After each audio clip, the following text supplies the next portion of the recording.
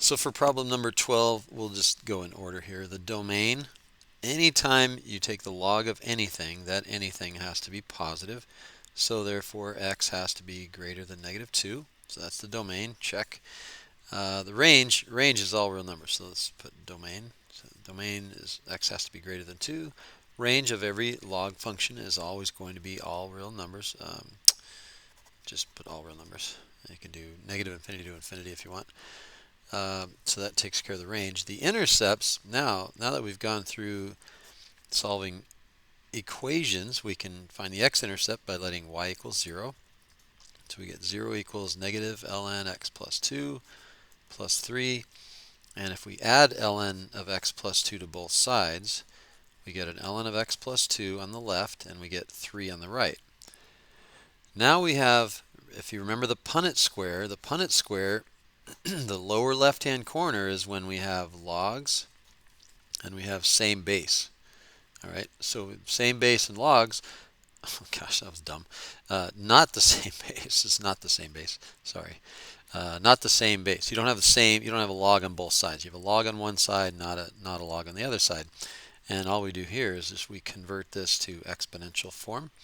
So we have e to the third power equals the argument, and if we subtract 2 from both sides, we get e cubed minus 2 is equal to x. So the x-intercept would be e cubed minus 2 comma 0.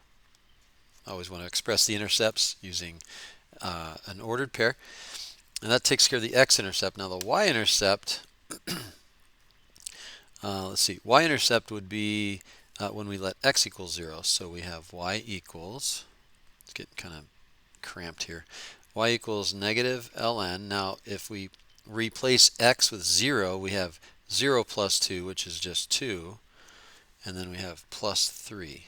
Okay, that's all we can really do. And just to be clear, it's not ln of 5, or not ln, or negative ln 5. It's like 3 minus, gosh, that made another mistake there.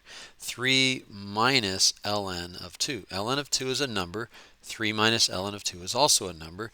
So the y-intercept, therefore, is 0, comma 3 minus ln 2.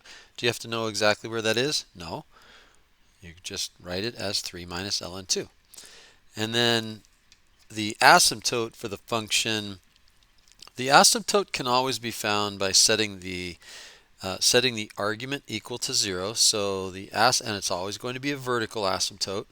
Set the argument equal to 0. All right, and that would be how we find the equation for the vertical asymptote. So in other words, we'll do it down here. So the vertical asymptote is x plus 2 is equal to 0. In other words, x is equal to -2. So we have the x-intercept, we have the domain, all the values of x greater than -2, we have the range, we have the intercepts, y-intercept there, x-intercept there, and we have the vertical asymptote. There you go. Okay, let's try to finish 13 and 14 by the end of this video. How about that? Let's see here. So which is larger, log base 3 of 28 or log base 5 of 123?